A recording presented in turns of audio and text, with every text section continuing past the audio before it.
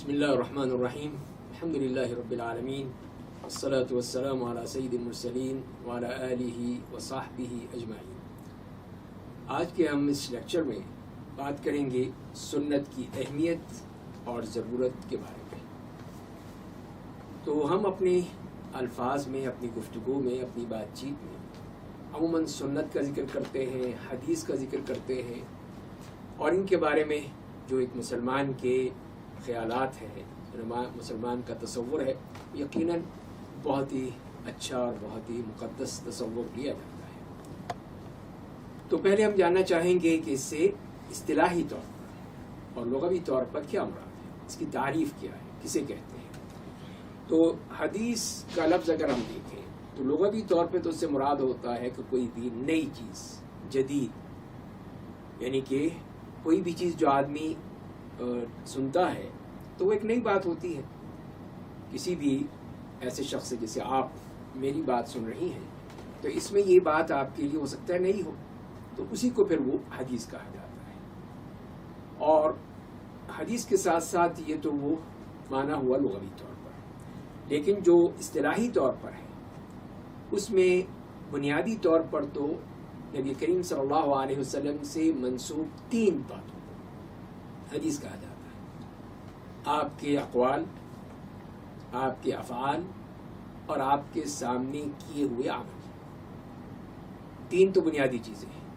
تو قول سے مراد یہ ہے کہ آپ کے جو ارشادات ہیں، آپ کے جو فرامین ہیں، آپ نے فرمایا کہ انما الاعمال بالنیات، تو یہ آپ کا فرمان ہے، آپ کا قول ہے، تو یہ حدیث ہے۔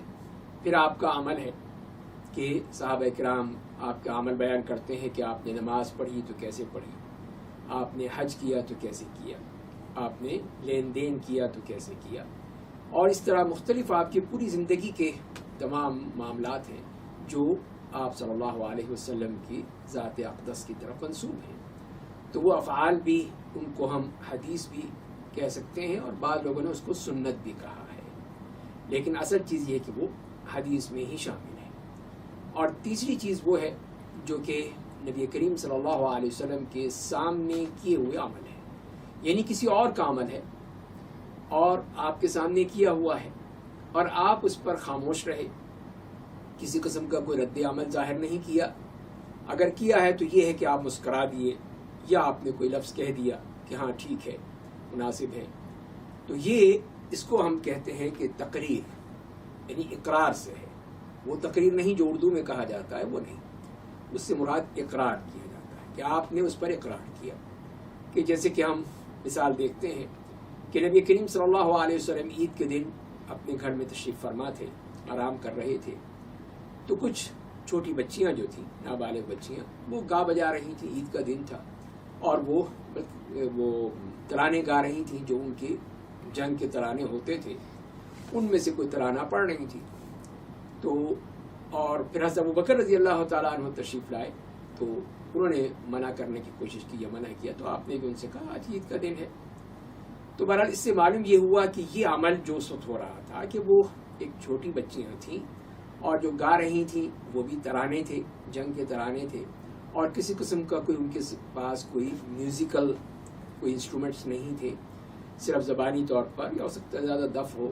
تو وہ اس سے پھر ہمیں یہ حکم مل گیا کہ اگر ایسی کوئی تقریب ہو جس میں خواتین ہوں، بچیاں ہوں، اور وہ اپنے اس موقع پر، خوشی کے موقع پر، شادی کا موقع ہے یا عید کا موقع ہے یا اور کوئی ایسا اچھا موقع ہے تو جس پر وہ کرتے، تو اس میں کوئی حرج نہیں ہے۔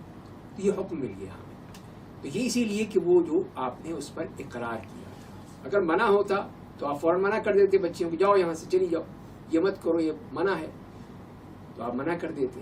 اس لیے کہ یہ نبی کریم صلی اللہ علیہ وسلم کی ذات اقدس کے سامنے اگر کوئی کام کیا جائے اور اگر وہ غلط ہو تو آپ خاموش نہیں رہ سکتے، آپ کہیں گے نہیں یہ غلط بات ہے، مت کرو، اس کو منع کر دیں گے۔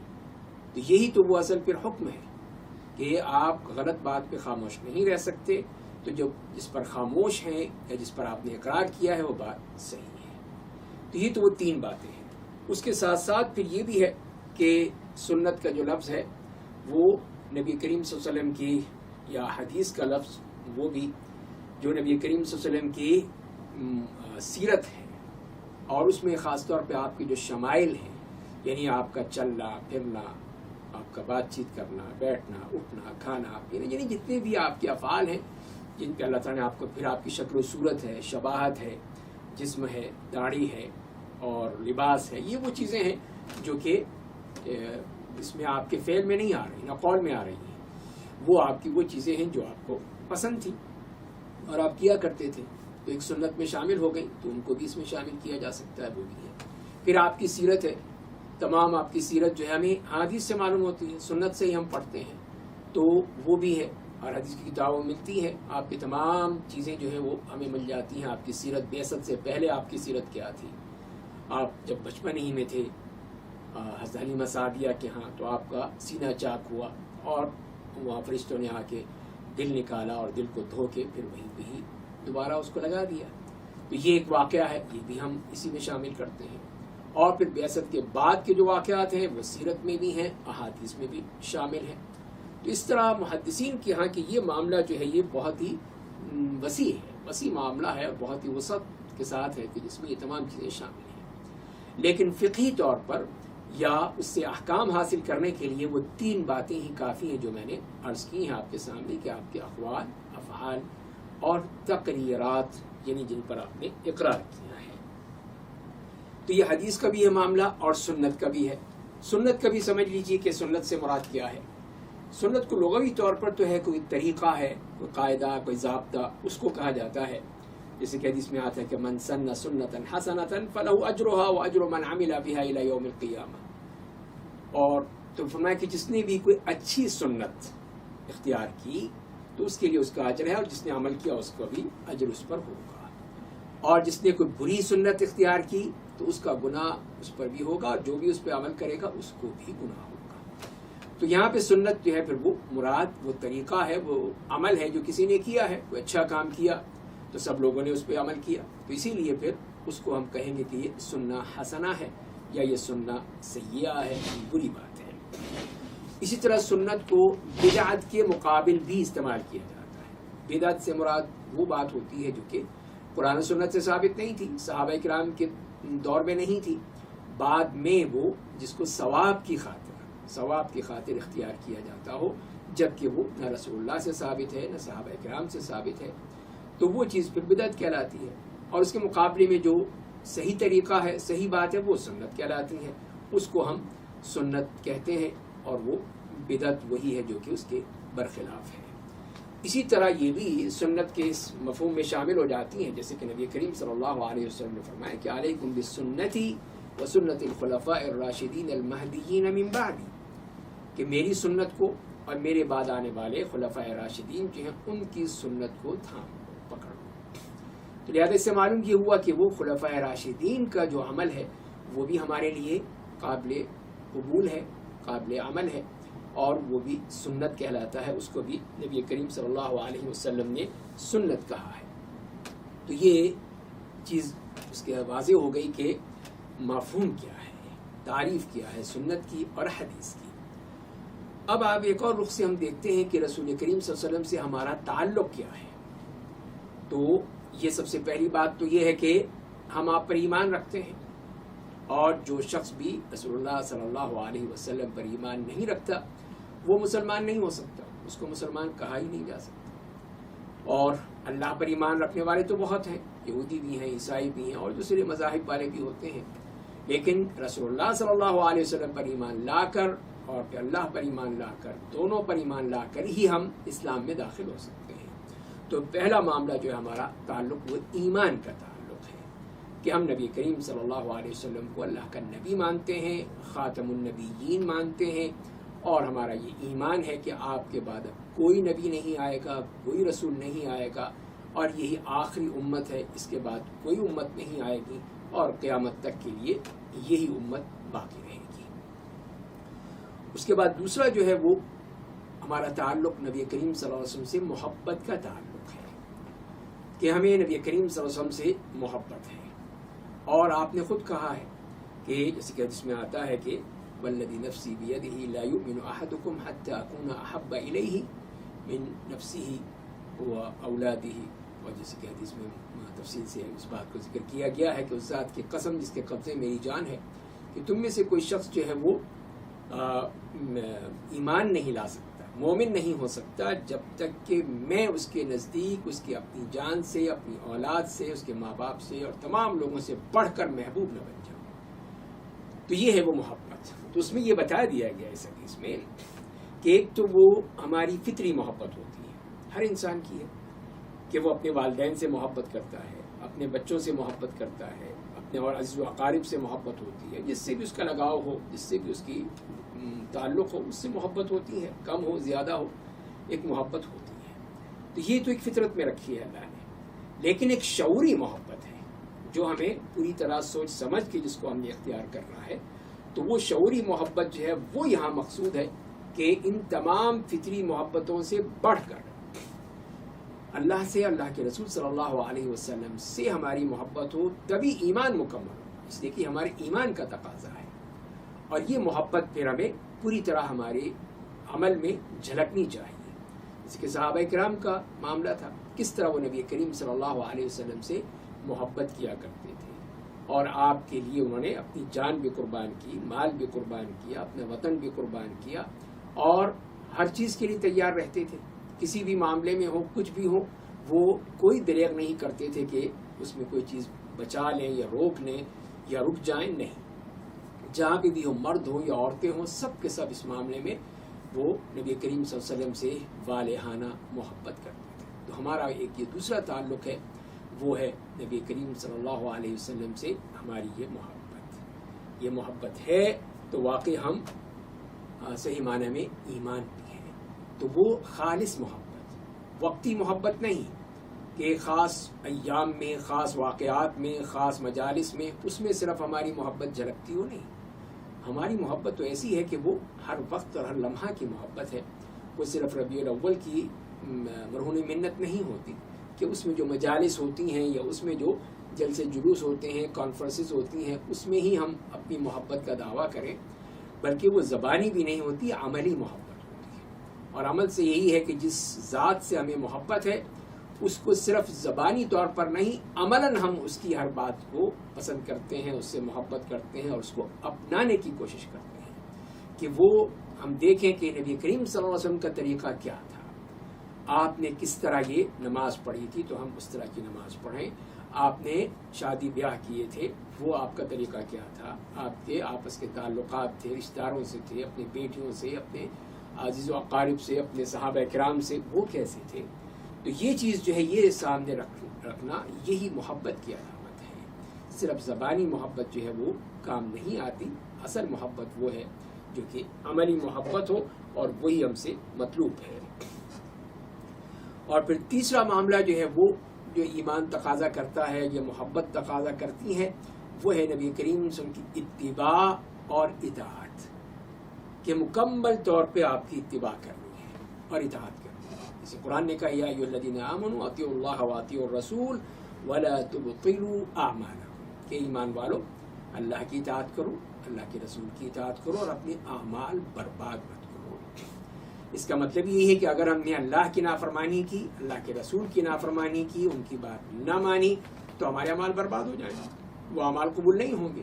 جو ان کی نافرمانی میں ہوں، ان کی سنت، ان کے طریقے کے مخالف ہوں، تو کیسے قبول ہو سکتے ہیں؟ وہ اعمال تو برباد ہو گئے۔ تو لہذا پھر مکمل اتباع اور اطاعت، ہر بات جو بھی آپ نے کہہ دیا ہے، جیسے قرآن ہی کہ وما آتاکم الرسول فخذوہ وما نہاکم عنہ فانتہوا، کہ جو بھی رسول تمہیں دیتے ہیں اس کو لے لو، اور جس سے تمہیں روکتے ہیں رک جاؤ۔ تو یہ ہمارا ایک فرض ہے، ہم پر لازم ہے، ہم سے مطلوب ہے کہ ہم جو بھی نبی کریم صلی اللہ علیہ وسلم نے ہمیں دیا ہے، قوانین کی صورت میں، شریعت کی صورت میں، تعلیمات کی صورت میں، قرآن اور سنت کی صورت میں، اس کو ہم قبول کریں اور اس پہ عمل کرنے کی کوشش کریں۔ اور جس چیز سے رکنے کا حکم دیا کہ رک جاؤ، یہ مت کرو، یہ ناجائز ہے، حرام ہے، تو وہ پھر ہم رک جائیں وہاں پر۔ تو یہ ہے اصل ہمارا تقاضا، اور یہی ہم سے مطالبہ ہے کہ یہ ہم کریں گے تبھی ہم صحیح معنی میں نبی کریم صلی اللہ علیہ وسلم کی امت میں قرار پائیں گے، اور وہی چیز ہمارا، وہی عمل اللہ کے ہاں قبول ہوگا۔ اور اس میں قبولیت کی یہی شرط ہے کہ وہ عمل جو ہے خالص ہو اور وہ عمل نبی کریم صلی اللہ علیہ وسلم کی سنت کے مطابق ہو. اگر یہ دو شرطیں موجود ہوں کسی بھی عمل میں تو وہ عمل قبول ہوتا ہے. اگر اس میں ایک بھی شرط غائب ہو جائے نہ ہو تو وہ عمل قبول نہیں ہوگا. اگر وہ عمل جیسے خالص نہیں ہے، ریاکاری ہے، دکھاوا ہے، تصنع ہے، بناوٹ ہے، تو یہ عمل قبول نہیں ہوگا اللہ کے ہاں، اس لیے کہ وہ اللہ کے لیے نہیں ہے، کسی اور کو دکھانے کے لیے کیا گیا ہے، تو لہذا قبول نہیں ہوگا. اور اسی طرح وہ عمل اگر نبی کریم کی سنت کے مطابق نہیں ہے تو پھر وہ عمل قبول نہیں ہوگا. تو لہذا یہ دو بنیادی شرطیں ہیں کہ اسی کی وجہ ہی سے عمل قبول ہوتے ہیں کہ پورے اللہ کے لیے خالص ہوں، اور دوسری بات یہ ہے کہ اتباع سنت کے مطابق ہوں، آپ کے عمل کے مطابق. آگے چلتے ہیں. وہ یہ ہے کہ نبی کریم صلی اللہ علیہ وسلم کا جو حکم ہے وہ اللہ ہی کا حکم ہے. وہ آپ نے خود اپنی طرف سے نہیں کہا، اپنے کسی ارادے سے نہیں کہا، بلکہ اللہ ہی کی طرف سے ہے. یہ ہمیں ضرور سمجھنا ہوگا. اس لیے کہ لوگ فرق کرنے لگتے ہیں کہ قرآن کا حکم ہے، ٹھیک ہے مان لیتے ہیں، حدیث میں ہے، پتہ نہیں حدیث صحیح ہے نہیں ہے، قبول ہے نہیں قبول ہے، لوگ یہ کہتے ہیں، وہ اس طرح ہم کر کے اس کو ایک طرح سے اس کا درجہ کم کر دیتے ہیں. تو اگر وہ حدیث صحیح ہے، ثابت ہے، مستند ہے، تو پھر اس کا حکم اللہ کا حکم ہے. اس لیے کہ اللہ تعالیٰ نے خود فرمایا ہے اسی بات کو کہ وَمَا يَنطِقُ عَنِ الْهَوَىٰ إِنْ هُوَ إِلَّا وَحْيٌ يُوحَىٰ، کہ وہ اپنی خواہش سے کچھ نہیں کہتے، اپنی خواہش سے کچھ نہیں بولتے، اور جو بھی وہ کہتے ہیں وہ وہی ہوتی ہے جو ان کی طرف کی گئی ہے. تو لہٰذا اس سے مطلب یہ ہوا کہ یہ وہی ایک تو وہ ہے جو قرآن کریم کی صورت میں ہمارے پاس موجود ہے اور ہم اس کو پڑھتے ہیں، اس کو سمجھتے ہیں اور فکر کرتے ہیں، عمل کرتے ہیں، تو وہ قرآن کریم میں موجود ہے. دوسری وحی وہ ہے جس کی اس طرح تلاوت نہیں کی جاتی لیکن وہ اللہ کی طرف سے ہے، یہ احادیث کی صورت میں، سنت کی صورت میں، تو یہ سب وہ اللہ کی طرف سے ہیں. اور یہی ہم دیکھتے ہیں کہ نبی کریم صلی اللہ علیہ وسلم سے بعض مرتبہ کوئی سوال پوچھا گیا تو آپ خاموش رہے، اور پھر جب اللہ کی طرف سے اس کا جواب آ گیا تو آپ نے بتا دیا کہ یہ مجھے بتایا گیا ہے اور یہ اس کا جواب ہے. تو لہذا خود اپنی خواہش نفس سے کچھ نہیں کہتے تھے، جو بھی ہوتا تھا وہ اللہ کی طرف سے ہے. اس میں ایک اور حدیث بھی ہمیں ملتی ہے کہ مقدام ابن معدی کرب رضی اللہ تعالیٰ عنہ فرماتے ہیں کہ نبی کریم صلی اللہ علیہ وسلم نے فرمایا کہ الا انی اوتیت الکتاب ومثلہ معہ، کہ جان لو کہ مجھے کتاب دی گئی اور اس کے مثل، اس کے مانند مجھے اس کے ساتھ دیا گیا. اور پھر آپ نے دوسرا جملہ بھی یہی فرمایا کہ الا انی اوتیت القرآن ومثلہ معہ، جان لو کہ مجھے قرآن دیا گیا اور اس کے مثل مجھے اس کے ساتھ دیا گیا. تو یہ مثل اور یہ مانند کیا ہے؟ یہی تو وہ سنت ہے، یہی تو وہ احکام ہے جو ہمیں حدیث کی کتابوں میں ملتے ہیں. تو جہاں قرآن ہے تو اس کی مماثلت اس لحاظ سے ہے کہ وہ قرآن بھی اللہ کی طرف سے اور یہ احادیث بھی یہ اللہ تعالیٰ کی طرف سے ہیں. خود نبی کریم صلی اللہ علیہ وسلم نے کہیں سے گھڑ نہیں لی ہیں، کہیں سے بنا نہیں لی ہیں، بلکہ یہ اللہ تعالیٰ کی طرف سے ہیں. تو یہ بھی اس کا حکم ہمیں حدیث سے بھی مل گیا. اور پھر آپ نے ایک اور بڑی اہم بات کہی کہ قریب ہے کہ ایک شخص جو کہ لوٹتا ہے خوب پیٹ بھر کے کھانا کھانے کے بعد اور اپنے تخت پر بیٹھ کر کہتا ہے کہ بس قرآن کو پکڑ لو، جو قرآن میں حلال ہے اس کو حلال سمجھو، جو قرآن میں حرام ہے اس کو حرام سمجھو، بس قرآن ہی تمہارے لیے کافی ہے. تو یہ نبی کریم صلی اللہ علیہ وسلم نے ہمیں پہلے ہی بتا دیا تھا. اور یہ اب فتنہ بعد میں پیدا ہوا، ہمارے پاک و ہند میں بھی پیدا ہوا، باقی دوسرے ملکوں میں بھی ہے اس قسم کی چیز کہ جس میں اس قسم کے یہ فتنے آئے کہ جنہوں نے یہی کہا کہ یہ قرآن کافی ہے، حدیث کی ضرورت نہیں ہے. تو یہ ایک اور موضوع ہے کہ جس میں ان لوگوں کے جو اس قسم کے شبہات ہیں ان پر بات کی جائے. لیکن یہ اپنی جگہ ایک موجود ہے یہ بات کہ ایسے لوگ آئے جنہوں نے یہ کہا کہ قرآن ہمارے لیے کافی، ہمیں حدیث کی ضرورت نہیں ہے. وہ نبی کریم صلی اللہ علیہ وسلم نے ہی بتا دیا. اور اس لحاظ سے پھر ہمیں یہ بات بھی معلوم ہوتی ہے کہ نبی کریم صلی اللہ علیہ وسلم نے اس کے بعد 2-3 مثالیں دی. مثال کیا تھی؟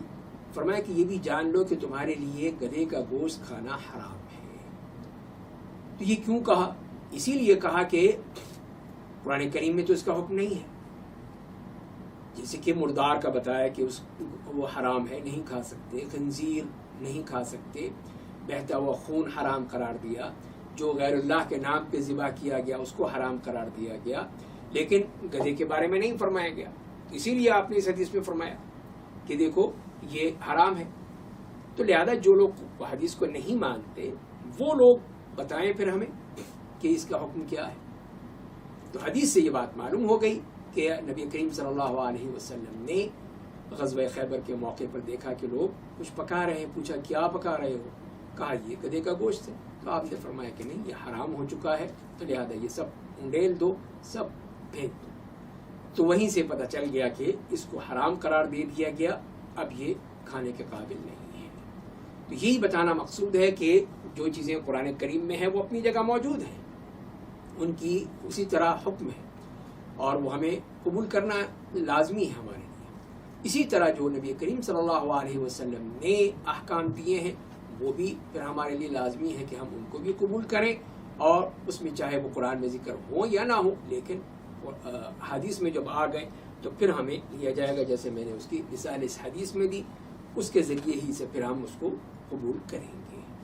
اور اس میں جو شرط یہی ہے, جیسے کہ اگلی بات پہ ہم کرتے ہیں کہ جب ہم کسی بھی حدیث سے استدلال کرتے ہیں, اس کو دلیل بناتے ہیں, تو اس کے لیے دو باتیں ضروری ہیں. پہلی بات تو یہی ہے کہ سنت کی شرعی حیثیت پر اور حجیت پر مکمل یقین, اس کو ماننا ہوگا.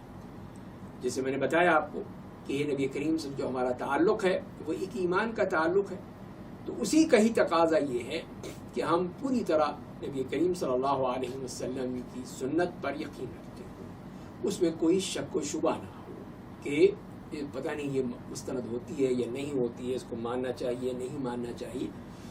تو یہ چیزیں اس میں ہمارے ذہن میں آ جاتی ہیں یا بعض لوگوں کے ذہن میں آ جاتی ہیں. تو اس میں پہلے ہی وہ یہ شک و شبہات رفع کرنے ہوں گے, اور یہ دیکھنا ہوگا کہ حدیث بھی اپنی جگہ ایک دلیل ہے اور اس کے ذریعے سے بھی ہم احکام حاصل کر سکتے ہیں.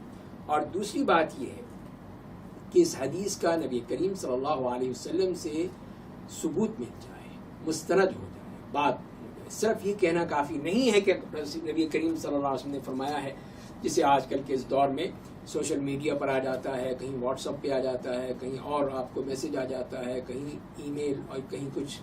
تو یہ تمام چیزیں جو ہیں یہ صرف بغیر کسی دلیل کے, بغیر کسی حوالے کے بیان کر دی جاتی ہیں. اس کے لیے مستند ثبوت ہونا چاہیے, اس لیے کہ نبی کریم صلی اللہ علیہ وسلم کا قول کوئی میرا اور آپ کا قول نہیں ہے, تو وہ تو سارے کا قول رد کیا جا سکتا ہے, لیکن وہ اگر ثبوت ہے تو پھر ہم قبول کریں گے. اس لیے کہ ایک ایسا زمانہ آیا لوگوں نے من گھڑت حدیثیں بیان کرنی شروع کر دی اور جھوٹی روایات شامل کر دی, تو اس کا پھر سدباب کیا علماء کرام نے.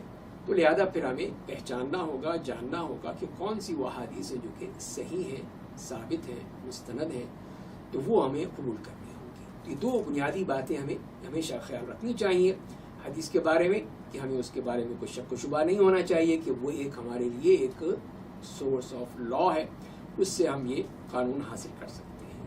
اور دوسری بات یہ ہے کہ وہ پوری طرح مستند ہو, ثابت ہو, قبول کیا جائے گا. اب اس سلسلے میں جو دلائل بھی بیان کیے جاتے ہیں حجیت سنت کے حوالے سے, اس میں پہلی بات تو یہ ہے کہ اللہ تعالیٰ نے نبی کریم صلی اللہ علیہ وسلم کو جو معصوم بنایا تھا, عصمت نبوی, یہ سب سے بڑی دلیل ہے کہ آپ کو بالکل معصوم قرار دے دیا گیا کہ اب آپ سے کوئی غلطی کا تصور نہیں ہو سکتا. غلطی بھی اگر کوئی ہے تو وہ ہمارے لیے ہے کہ ہمیں بتانے کے لیے کہ غلطی اگر ہو جائے تو تم نے کیا کرنا ہے. جیسے کہ نماز میں ہے, نماز میں آپ سے غلطی ہو جائے تو سہو کیا جاتا ہے, سجدہ سہو کیا جاتا ہے, تو وہ ہمیں بتانا مقصود تھا. تو وہ پھر غلطی کروائی گئی اور نبی کریم صلی اللہ علیہ وسلم سے غلطی سرزد ہوئی نماز میں اور ہمیں حکم پتہ چل گیا. تو یہ تو ایک وہ چیز ہے جو اللہ کی طرف سے ہے. لیکن اس کے علاوہ کوئی بات جو ہے وہ جیسے ابھی ہمارا ایمان ہے, یقین ہے کہ نبی کے جو معصوم ذات ہیں, اللہ تعالیٰ نے کسی قسم کی کوئی بھی آپ پر کوئی گناہ کی بات, اس قسم کی بات آپ سے سرزد نہیں ہوتی. تو یہی اسی بات کی دلیل ہے کہ وہ ذات اقدس جو ہر طرح سے ان تمام قسم کی غلطیوں سے, گناہوں سے پاک ہے, تو وہی تو ہمارے لیے ایک آئیڈیل ہے, وہی تو ہمارے لیے ایک نمونہ ہے, وہی تو ہمارے لیے ایک اسوہ حسنہ ہے. ہم پوری طرح ان کی سنت پہ عمل کر سکتے ہیں, ان کی سنت کو قبول کر سکتے ہیں, اس لیے کہ اس میں کوئی غلط بات نہیں ہے. دوسری بات یہ ہے کہ حدیث کی حفاظت کی بھی ضمانت دی گئی. جیسے قرآن کے بارے میں تو ہم کہتے ہیں کہ انا نحن نزلنا الذکر وانا لہ لحافظون، تو وہاں پہ ذکر کا لفظ ہے. تو ذکر میں صرف قرآن ہی نہیں، اس میں حدیث بھی شامل ہے. حدیث بھی شامل ہے کہ وہ بھی اس میں سے کہ وہ بھی اللہ کا کلام ہے، تو وہ بھی پھر اس ذکر میں شامل ہو گیا. تو اس کی حفاظت بھی کی گئی. اور اس کی حفاظت کا سب سے اہم طریقہ کیا ہے؟ وہ علماء حدیث یا محدثین کرام نے وہ تمام اصول، ضوابط، قواعد مرتب کر کے بتا دیے ہیں کہ جن کے ذریعے سے حدیث کی حفاظت کی جاتی ہے، اس کو چیک کیا جاتا ہے اور اس کے بارے میں حکم لگایا جاتا ہے کہ یہ حدیث کس درجے کی ہے، کس طرح ہے. یہ سب کچھ وہ ہمیں اس سے معلوم ہو جاتا ہے. اور اس میں سب سے اہم بات وہ سند ہے، سند حدیث، کہ آپ حدیث کی کوئی کتاب جو مستند کتابیں ہیں ان میں سے کوئی کتاب اٹھا کر دیکھیں تو وہ حدیث جو اس میں نقل ہوگی وہ باقاعدہ ایک چین کے ساتھ ہوگی، ایک سلسلہ ہوگا، ایک زنجیر ہے جس میں وہ سب پرو دی گئی ہے. کہ وہ جو مؤلف ہیں جیسے امام بخاری ہیں تو یہ نہیں کہتے کہ قال رسول اللہ صلی اللہ علیہ وسلم اور شروع کر دیں، نہیں، وہ کہتے ہیں حدثنا فلان قال حدثنا فلان قال وہ ایک پورا سلسلہ بیان کرتے ہیں.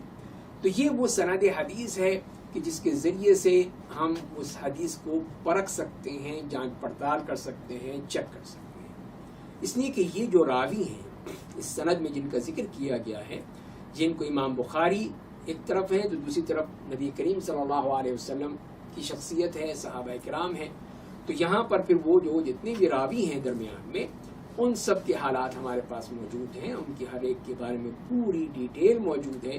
تو وہ سب کچھ ہم اس کے ذریعے سے جان سکتے ہیں، پرکھ سکتے ہیں. اور پھر محدثین کرام نے جو اصول و ضوابط مقرر کیے ہیں کہ جو صحیح حدیث ہوتی ہے اس کی کیا شرائط ہیں، اس میں ایک اہم شرط یہی ہوتی ہے کہ وہ راوی عادل ہو، ضابط ہو. تو عادل سے مراد یہی ہے کہ وہ جو کہ ہر طرح کے غلط باتوں سے دور رہنے والا ہو. انسان ہے، غلطیاں تو ہو جاتی ہیں، لیکن اس کی عادت نہ ہو، کیونکہ نہ کبیرہ گناہ کی اور صغیرہ گناہوں سے بچنے کی کوشش کرتا ہے، تو وہ شخص عادل کہلا سکتا ہے. اور ضابط سے مراد یہ ہے کہ اس نے جو کچھ بھی حفظ کیا ہے، جو اپنے حافظے میں محفوظ رکھا ہے یا اس نے لکھا ہے، تحریری طور پر لکھا ہے، تو اس کی پوری طرح حفاظت کی ہو، اس کو محفوظ رکھا ہو. تو یہ دو شرطیں جو ہیں اس راوی کے بارے میں ہیں. تو اس طرح پھر راویوں کو پرکھا جاتا ہے، جانچ پڑتال کی جاتی ہے، اس کے بعد پھر حکم لگایا جاتا ہے دوسری تمام امور کے ساتھ کہ یہ حدیث صحیح ہے. تو 5 شرطیں ہیں، صرف 2 ہی نہیں، 5 شرطیں ہیں. تو 5 شرطیں اس میں اگر پائی جاتی ہیں تو وہ پھر حدیث صحیح کہلاتی ہیں اور پھر وہ قابل قبول ہوتی ہے. ان محدثین کرام نے اپنی کتابوں میں صحیح احادیث بھی نقل کی اور حسن بھی جو اس سے ذرا کم تر درجے کی ہے لیکن قابل قبول ہے، اور تیسرے درجے میں ضعیف حدیث ہے جو سند میں کسی قسم کی کوئی بھی ایسی چیز آ جائے جو کہ اس کو صحیح نہ قرار دے تو اس کو پھر وہ ضعیف کہہ دیتے ہیں، تو وہ ہمارے لیے قابل قبول نہیں ہوتی. اور اسی طرح جو موضوع روایات ہیں، من گھڑت ہیں، جو لوگوں نے اپنے آپ سے گھڑ لی ہیں، تو وہ بھی قابل قبول نہیں ہوتی، وہ رد کر دی جاتی ہیں.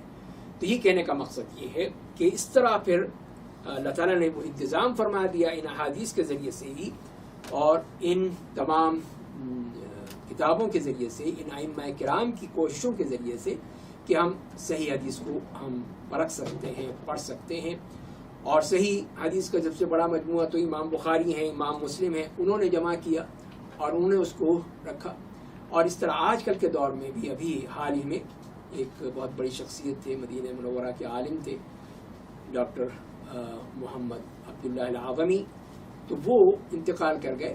ان کی کتاب ہے جو 19 جلدوں میں شائع ہوئی ہے، جس میں انہوں نے تقریباً 16,000 سے زائد احادیث جمع کی جو بالکل صحیح احادیث ہیں، جو قابل قبول ہیں، تاکہ کسی پر کوئی شک نہ ہو اور اتمام حجت ہو جائے کہ یہ ساری احادیث موجود ہیں، دیکھ لو اس میں سے.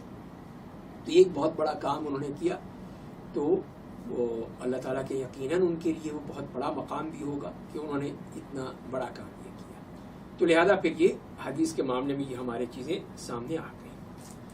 اور دوسری بات یہ ہے کہ ہمارا ایمان بھی یہی ہے کہ ہم رسول اللہ سے ہی بات لیں گے اور آپ کی جو حدیث ہوگی اس پر عمل کریں گے. اور اسی طرح یہ بھی اس میں شامل ہے کہ نبی کریم کا وظیفہ نبوت تھا، یہ آپ کی ذمہ داری تھی، یہ آپ کی ڈیوٹی تھی اللہ کی طرف سے کہ آپ جو بھی اللہ کی طرف سے چیز آئی اس کو پہنچائیں، اور آپ نے یہ پہنچایا. جیسے قرآن نے یہی کہا ہے کہ وَأَنزَلْنَا إِلَيْكَ الذِّكْرَ لِتُبَيِّنَ لِلنَّاسِ مَا نُزِّلَ إِلَيْهِمْ وَلَعَلَّهُمْ يَتَفَكَّرُونَ کہ ہم نے آپ کی طرف یہ ذکر نازل کیا ہے تاکہ آپ لوگوں کے لیے بیان کریں. تو آپ کا کام ہی ہے کہ آپ اس کو بیان کریں گے, واضح کریں گے کہ جو ان پر نازل ہوا ہے, اور شاید کہ وہ غور و فکر کریں. تو اس سے معلوم یہ ہوا کہ جو بھی قرآن میں ہے اس کی وضاحت بھی نبی کریم صلی اللہ علیہ وسلم نے فرمائی, اور اس کے علاوہ جو دوسرے احکام ہیں جو قرآن میں نہیں ہیں وہ نبی کریم صلی اللہ علیہ وسلم نے بتا دیے, سمجھا دیے. تو اس طرح پھر وہ یہ آپ کی ڈیوٹی ہے, آپ کا یہ لازمی وظیفہ نبوت تھا جو آپ نے عمل کیا اور آپ نے کر کے دکھایا, اور ہر چیز کو واضح کر دیا. کچھ لوگ پوچھتے تھے, سوال کرتے تھے, اس کے ذریعے سے یا آپ نے کر کے دکھایا کہ یہ عمل ایسے ہوتا ہے, وہ اس طرح پھر وہ سب کو پتہ چل گیا کہ اس کو ہم نے کیسے کرنا ہے. اور اسی طرح اختلاف کی صورت میں بھی جو ہمیں کہا گیا کہ اگر اختلاف پیدا ہو جائے, کسی قسم کا تنازع پیدا ہو جائے, کوئی مسائل پیدا ہو جائیں, تو تم نے پھر کہاں جانا ہے, پھر کیا کرنا ہے. تو قرآن نے صاف کہہ دیا کہ فَإِن تَنَازَعْتُمْ فِي شَيْءٍ فَرُدُّوهُ إِلَى اللَّهِ وَالرَّسُولِ. اگر تمہارے درمیان کوئی تنازع پیدا ہو جاتا ہے, اختلاف پیدا ہو جاتا ہے, تو پھر اس کو لوٹا دو اللہ کی طرف, اللہ کے رسول کی طرف. تو یہی سپریم اتھارٹی وہ ہے, ان کی طرف ہی جانا ہے, ان سے پوچھنا ہے, اور ان کیا معلوم کرنا ہے کہ قرآن میں کیا ہے, احادیث میں کیا ہے. مسئلہ انشاءاللہ حل ہو جائے گا. تو کتنے ہی مسائل ہیں جو کہ قرآن حدیث کی روشنی میں فوراً حل ہو جاتے ہیں. تو لہذا یہ بھی معلوم ہوا کہ ہمارے لیے یہ جب پابندی لگا دی گئی کہ قرآن حدیث میں ہی تم نے عمل کرنا ہے, اور تو اس کے لیے پھر ہمیں اسی کی طرف رجوع کرنا ہے, اور تو کوئی کتاب نہیں ہمارے پاس. تو یہی ایک اس میں اس کی دلیل ہے. اس کے ساتھ ساتھ پھر ہم دیکھتے ہیں کہ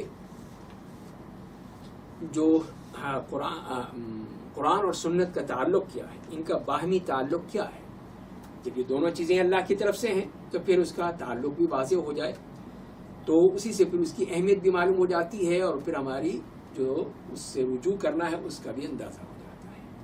پہلی بات تو یہ ہے کہ قرآن و حدیث کے کتنے ہی احکام ایسے ہیں جس میں کلی طور پر مطابقت ہے, یعنی جو قرآن نے کہا وہی حدیث میں کہا, تو لہذا اس میں کوئی فرق نہیں ہے. کتنے ہی احکام ہیں جس کی ایک مثال ہمیں ملتی ہے. حضرت عبداللہ بن مسعود رضی اللہ عنہ فرماتے ہیں کہ ایک شخص آیا, اس نے کہا نبی کریم صلی اللہ علیہ وسلم کے پاس اور پوچھا کہ یا رسول اللہ سب سے بڑا گناہ کون سا ہے, سب سے بڑا گناہ کون سا اللہ کے ہاں. تو آپ نے فرمایا کہ وہ یہ ہے کہ تم اللہ تعالیٰ کے لیے کوئی شریک ٹھہراؤ جبکہ اس نے تمہیں پیدا کیا ہے, تمہارا خالق ہے, اور تم اس کے ساتھ کسی اور کو شریک ٹھہراتے ہو. اس نے کہا اس کے بعد پھر, تو آپ نے فرمایا کہ تم اپنی اولاد کو قتل کر دو اس ڈر سے کہ وہ تمہارے ساتھ کھانے میں شریک ہو جائے گی. اس سے تم اپنے بچوں کو مار ڈالتے ہو جیسے کہ کیا کرتے تھے جاہلیت میں. اور تیسرا یہ ہے کہ تم اپنے پڑوسی کی بیوی سے بدکاری کرو. تو یہ تین بڑے گناہ بیان کیے, شرک, قتل اور بدکاری. اور اسی طرح قرآن نازل ہو گیا. سورہ فرقان میں فرمایا والذین لا يدعون مع اللہ الہا آخر ولا يقتلون النفس التي حرم اللہ الا بالحق ولا يزنون ومن يفعل ذلك يلقى اثاما. اس طرح یہ تینوں گناہ اس طرح قرآن میں بھی بیان کر دیے گئے. دوسری چیز کیا ہے, وہ یہ ہے کہ قرآن کریم میں بعض احکام دیے گئے ہیں لیکن اجمالی طور پر دیے گئے ہیں, یعنی مختصر انداز میں دیے گئے ہیں, اس کی تفصیل نہیں آتی. مثال کے طور پر قرآن ہمیں یہ کہتا ہے کہ والسارق والسارقۃ فاقطعوا ایدیہما جزاء بما کسبا نکالا من اللہ, کہ چور مرد ہو یا چور عورت ہو تو کیا ہاتھ کاٹ ڈالو. تو اب ہاتھ کاٹنے کا حکم دیا تو پہلے ہی سوال پیدا ہوتا ہے کہ عربی زبان میں ہاتھ تو اس پورے بازو کو کہتے ہیں, تو اب ہاتھ کہاں سے کاٹا جائے, یہاں گندے سے کاٹا جائے, کوہنی سے کاٹا جائے, یا اس پہنچے سے کاٹا جائے, یا انگلیاں کاٹی جائیں, کیا کاٹا جائے. تو وہ ہمیں پھر حدیث سے معلوم ہو جائے گا. پھر یہ ہے کہ وہ چوری کی نوعیت کیا ہے, کہ چوری کا آپ نے کوئی چھوٹی موٹی چیز تھی وہ اٹھا لی, کسی نے کوئی ریڑھی سے کوئی پھل رکھے تھے وہ ایک منہ میں ڈال لیا, تو کیا ہاتھ کاٹیں گے اس پر. تو یہ ہے کہ پھر اس کی نوعیت معلوم ہونی چاہیے, اس کا نصاب بتا دیا گیا, وہ نصاب اتنا ہے, اگر وہ اس کی قیمت اس نصاب کے برابر ہے تو ہاتھ کاٹا جائے گا, ورنہ نہیں کاٹا جائے گا. اور پھر اس کی طریقہ کیا ہے, کہاں حد جاری ہوگی, کہاں ہوگا, سب یہ چیزیں جو ہیں وہ اس میں آ گئیں گی. ایک چیز جو اجمالی طور پر بیان کی گئی تھی اس کی تفصیل ہے. سب سے بڑی مثال تو نماز ہی کی ہے, کہ نماز کی پوری تفصیل تو قرآن میں کہیں نہیں ہے, کہ اللہ اکبر سے لے کر अस्सलामु अलैकुम तक हमें कोई तफसील मिलती हो तो वो नबी करीम सल्लल्लाहु अलैहि वसल्लम ने बताई, हमें अमलन करके दिखाई, तो वो वहाँ से हम ले लेंगे। इसी तरह दूसरे कितने ही अहकाम हैं तो उसकी तफसील हमें अहादीस से मालूम हो जाती है। तीसरी चीज़ वो है कि कुरान करीम की कुछ अहकाम है जो अमूमी हैं, जनरलाइज कर दिए गए, जनरल तौर पर बताए गए हैं, लेकिन उसमें से कुछ चीज़ों की तखसीस कर दी गई, यानी उसको अलग से बयान कर दिया गया। कि मिसाल के तौर पर कुरान ने ये कहा कि वल्मुहसनातु मिनन निसाइ इल्ला मा मलकत अयमानुकुम किताबल्लाहि अलैकुम। सूरह निसा में जो आयत आई हैं उसमें जो बताया गया है कि पहले अल्लाह ताला ने उन ख़वातीन का जिक्र किया जो जिनसे निकाह करना हराम है। हुर्रिमत अलैकुम उम्महातुकुम, माएँ हैं, बहनें हैं, बेटियाँ हैं, बहू है, सास है, इस तरह तमाम अल्लाह ताला ने वो बता दिए कि तुम्हारे लिए हराम है, निकाह नहीं कर सकते। और उसके बाद फरमाया कि वल मुहसनात, और उसके बाद वो ख़वातीन जो शादीशुदा हैं उनसे भी तुम तो शादी नहीं कर सकते जबकि वो पहले से शादीशुदा है। और उसके बाद जो है वो तुम्हारे लिए जायज़ है कि वो तुम कोई ऐसी औरत हो तो उससे शादी कर सकते हो। तो उसमें से फिर ये बताया कि जो कुरान में जिक्र नहीं आया कि फुप्पी, भतीजी और खाला, भांजी को एक निकाह में एक शख्स जमा नहीं कर सकता। जैसे दो बहनों को, सगी बहनों को जमा करने का मना किया कुरान करीम में, लेकिन हदीस में इस बात की भी कर दी गई कि इस तरह अगर फुप्पी से शादी की है तो उसकी भतीजी जो है वो निकाह में नहीं आ सकती, खाला से शादी की है और तो उसकी भांजी जो है वो उस शख्स के निकाह में नहीं आ सकती। ये हमें हदीस से ये बात मिल गई, तो जो उमूमी हुक्म था उसमें से ये तखसीस हो गई। इसी तरह ये कहा गया कि यूसीकुमुल्लाहु फी औलादिकुम लिज़्ज़करि मिस्लु हज़्ज़िल उन्सयैन, कि अल्लाह ताला तुम्हें वसीयत करता है कि ये विरासत के अहकाम दिए सूरह निसा में कि तमाम जो रिश्तेदार हैं उनको क्या और कहाँ से कितना मिलना है, सब बता दिया अल्लाह ताला ने। अब उसमें कुछ चीज़ें बता दी गई कि उसका ख्याल रखना है जो कुरान में जिक्र नहीं कहीं लेकिन हदीस में आ गई। एक तो ये है कि कातिल वारिस नहीं होगा। अगर बेटा बाप को मार देता है तो क्या बाप की विरासत बेटे को मिलेगी? नहीं मिलेगी, इसलिए कि हदीस में कह दिया गया। दूसरी बात यह है कि अगर कोई दीनी इख्तिलाफ हो कि एक काफिर है एक मुसलमान है तो उस सूरत में भी आपस में विरासत नहीं होगी कि वो उसका वारिस नहीं हो सकता, इसलिए कि वो एक उसमें से मुसलमान है एक काफिर है तो इसमें विरासत के अहकाम नहीं होंगे। तो ये हमें मिल गया।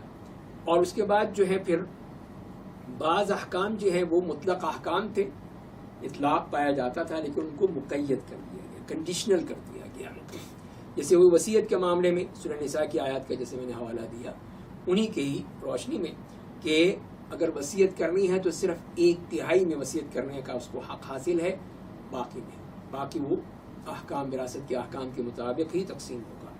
और दूसरी बात यह है कि जिसको अक्सर लोग इसको नहीं अमल करते वो ये है कि वारिस के लिए वसीयत नहीं होती। जो वरसा हैं उसकी बेटी हैं, उसके बेटे हैं, बीवी है, भाई हैं, या और जो जिनका कुरान ने जिक्र किया है जो कि ऐसे वरसा हैं जिनको हक मिलना है, उनके लिए वसीयत नहीं की जा सकती। उसके अलावा जो हैं जो महरूम हैं तो उनको दिया जा सकता है, उनके लिए किया जा सकता है। तो ये तो वो बता दिए। उसके अलावा जो है कुछ वो अहकाम है जैसे मैंने अर्ज़ किया कि जो कि कुरान में नहीं है वो फिर अहादीस से मालूम हो गई, जिसकी मिसाल अभी गुजर चुकी है वो गधे के गोश्त के हवाले से। तो इस तरह और कितने ही अहकाम हैं जो कि हमें सुन्नत से मिलते हैं, कुरान में नहीं मिलते हैं। तो एक तो वो ये 4 वो हो गए कि जो मैंने जिक्र किया कि जिसमें उनका एक बाहमी ताल्लुक़ है। एक वो अहकाम है जो कि कुरान में सिरे से है ही नहीं, अहादीस में आए हैं, वो भी हम इसीलिए उसको हमने कहा है कि वो अल्लाह की तरफ से, लिहाजा हम उसके पाबंद हैं, हम इसको कबूल करें। तो लिहाजा फिर इन अइम्मा इकराम ने नबी करीम सल्लल्लाहु अलैहि वसल्लम की अहादीस को मुरतब किया तो हदीस में, और उसमें लेकर शुरू से लेकर आखिर तक जितने भी हमारे ज़िंदगी के मसाइल हो सकते हैं सब में अहादीस को जमा कर दिया गया, उनको मौज़ूआत में तकसीम कर दिया गया। मौज़ूआत के ज़रिए से बता दिया गया कि इबादत में तुमने क्या अहादीस आई हैं, मामलात में क्या आई हैं, लेन देन में क्या आई हैं, निकाह और तलाक में क्या आई हैं, और इस तरह पूरी जो एक मुसलमान की ज़िंदगी है उसके तमाम जवाबात हमें वहाँ मिल जाते हैं। तो इसी से मालूम हुआ कि जब तक कि सुन्नत पर सही माना में इस तरह हम अमल नहीं करेंगे उस वक्त तक हमारे ना वो मोहब्बत ज़ाहिर होगी, ना वो ईमान ज़ाहिर होगा, جس میں ہم دعویٰ کرتے ہیں کہ ہم نبی کریم صلی اللہ علیہ وسلم پر ایمان رکھتے ہیں، آپ سے محبت کرتے ہیں، آپ کی اطاعت کرتے ہیں، تو اسی لیے لازمی ہے کہ ہم پوری طرح ان تمام احکام پر عمل کریں اور ان کو صحیح معنی میں دیکھ کر جو مستند احادیث ہیں ان پر عمل کریں گے تو یقیناً یہی چیز جو ہے ہمارے لیے آخرت میں نجات کا باعث بنے گی۔ اللہ تعالی ہم سب کو توفیق عطا فرمائے کہ ہم قرآن کریم کے ساتھ ساتھ احادیث کے احکام پر بھی اور فکر کریں اور اس پر مکمل عمل کریں۔ اللہ تعالی یقیناً ہمارے لیے نجات کا ذریعہ بنا دے گا۔ وآخر دعوانا ان الحمد للہ رب العالمین۔